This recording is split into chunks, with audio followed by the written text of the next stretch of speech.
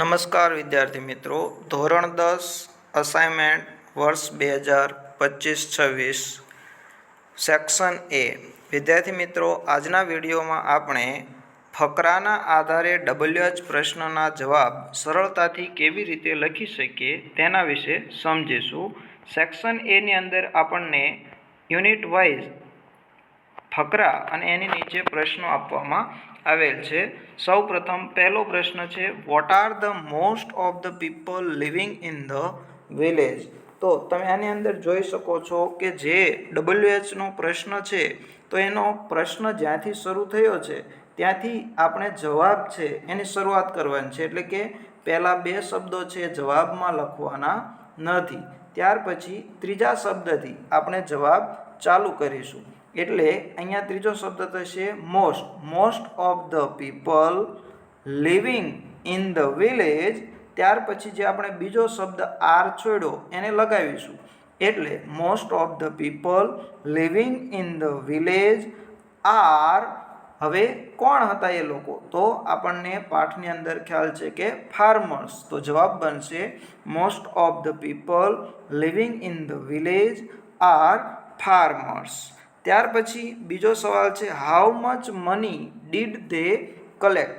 તેમણે કેટલા રૂપિયા એકત્રિત કર્યા? તો આનો જવાબ છે એ મિત્રો આપણને આ ફકરામાં આપેલો નથી, પરંતુ જવાબ આવો કંઈક બને છે, ધે કલેક્ટેડ 21 લાખ રૂપીસ. ત્યાર પછી બીજો પેરેગ્રાફ વિલેજ બાય વિલેજ. પહેલો સવાલ છે, વોટ ઇઝ એમજીપી ડુઈંગ. તો આપણને આનો બેઠો જવાબ છે આપેલો છે. તો જવાબ આપણે ચાલુ કરીશું ત્રીજા શબ્દથી એમજીપી, ત્યાર પછી બીજો શબ્દ ઇઝ. હવે આપણને અહીંયા તમે જોઈ શકો છો કે ઇઝથી આપેલું છે, એટલે ત્યાર પછીનું આપણે શરૂઆત કરીશું. તો એમજીપી ઇઝ બિલ્ડિંગથી લઈ અને પહેલું પૂર્ણ વિરામ આવે ત્યાં સુધી આપણે લખવાનો છે, એટલે કે પર વીક સુધી. તો MGP is building a network of low-cost solar microgrid that provide 2 LED lights and a mobile charging point to all paying household at a cost of 25 rupees per week. તો બહુ સિમ્પલ છે. ત્યાર પછી બીજો સવાલ છે, what facilities does MGP provide with a network of low cost solar microgrid. તો સવાલ લાંબો છે, પરંતુ જવાબ આનો સાવ આસાન છે. આપણે આની શરૂઆત છે એ એમજીપીથી કરીશું. તો એમજીપી આગળ બીજો શબ્દ જ્યારે ડઝ હોય ત્યારે ક્રિયાપદ જે મુખ્ય પ્રોવાઈડ છે એની અંદર આપણે એસ ઉમેરીશું. એટલે એમજીપી પ્રોવાઈડ્સ. હવે આપણને શું પ્રોવાઈડ કરે છે?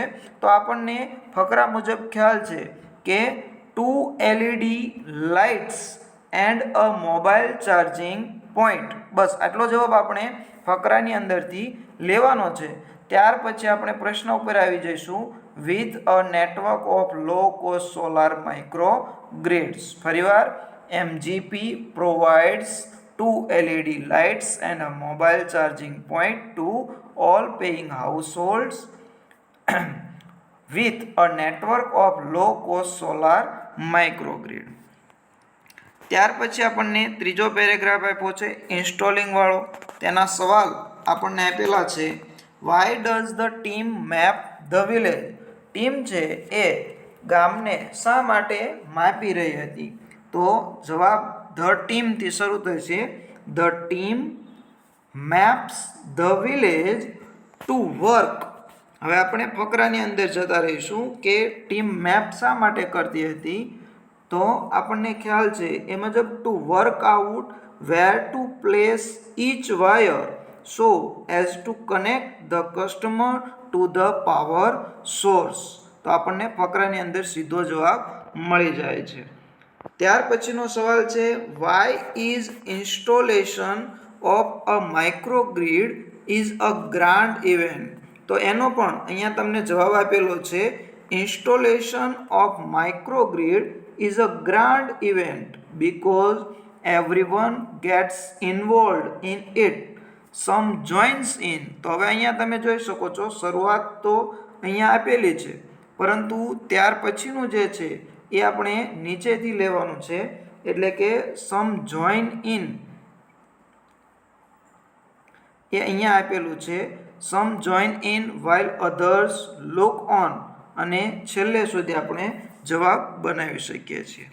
ત્યાર પછીનો ચોથો પેરેગ્રાફ સવાલ છે, where are the panels and the battery installed. Panel અને બેટરી છે એ ક્યાં ઇન્સ્ટોલ કરવામાં આવે છે? તો જવાબ છે એ ત્રીજા શબ્દથી, the panels and the battery are installed on the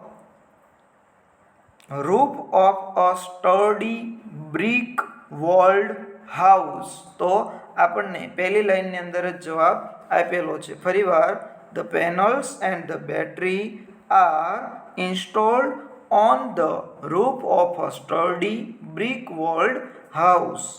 બીજો સવાલ છે, who is Azaz? તો Azaz is one of the company's first electrician to be recruited from the local district block of Reusa. તો ત્યાં સુધી આપણો જવાબ બને છે.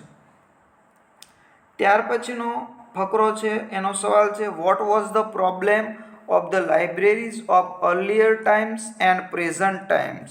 એટલે કે વર્તમાન સમયમાં અને પહેલાંના સમયની અંદર લાઇબ્રેરીની અંદર કઈ સમસ્યા આવતી હતી?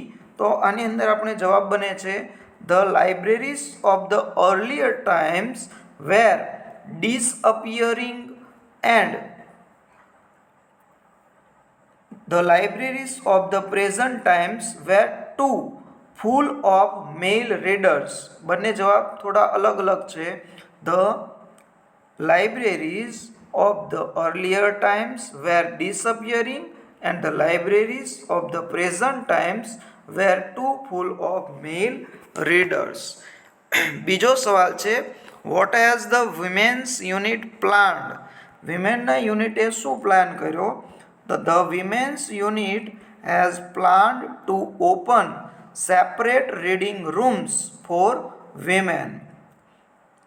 ત્યાર પછી બીજો યુનિટ ધ સેલ્સમેન વાળો, એની અંદર પહેલો સવાલ છે, for what was the metallic blue robot program. Metallic blue robot છે એના કયા પ્રોગ્રામ એની અંદર ફિટ કરવામાં આવ્યા હતા? તો the metallic blue robot was program to do household work like cleaning, arranging, collecting groceries from the supermarket, tending the lawn, mailing letters, relating news programs on the TV programs, and selecting news of interest from the papers. તો તમે paper સુધી જવાબ લખી શકો છો. બીજો સવાલ છે, what was needed to command the robot. શું જરૂરી છે? તો આપણને જવાબ આપેલો છે કે રિમોટ કંટ્રોલ. તો જવાબ બનશે a remote control was needed to command the robot.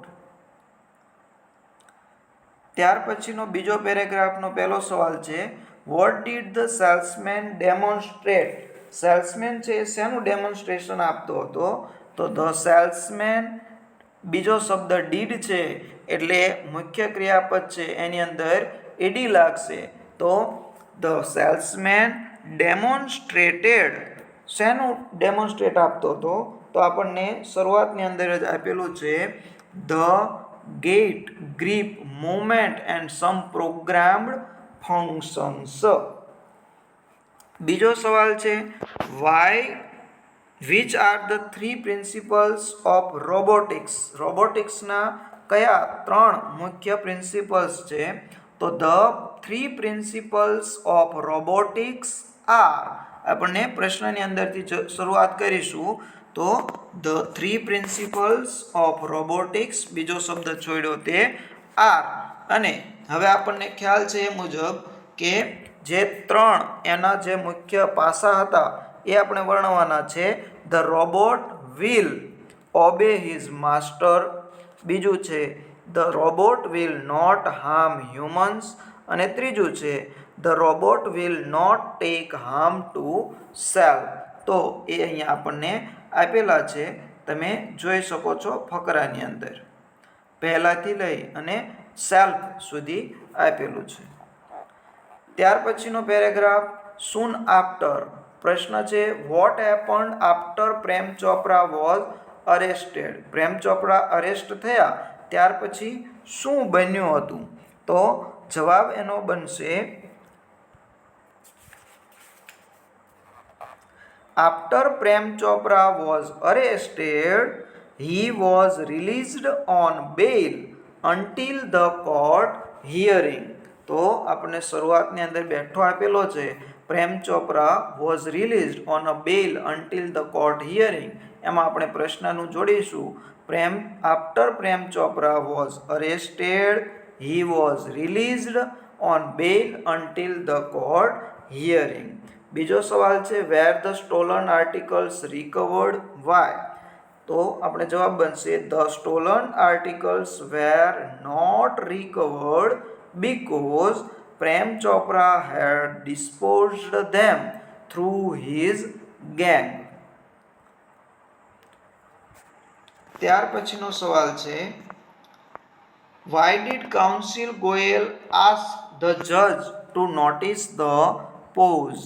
તો જવાબ છે counsel Goel asked the judge to notice the pause because that meant that some action and instruction were not revealed. બીજો સવાલ છે why did the robot not reveal the information? તો ત્રીજા શબ્દથી the robot did not reveal the information because robot do not disobey their master. અને છેલ્લો ફકરો છે why did Prem Chopra shout nervously? તો જવાબ ત્રીજા શબ્દથી Prem Chopra shouted nervously because counsel Goel asked the robot to speak the truth as many people had suffered. બીજો સવાલ છે what did the red light flashing on the robot's forehead signal? તો the red light ત્રીજા શબ્દથી the red light flashing on the robot's forehead signaled a system failure. Thank you.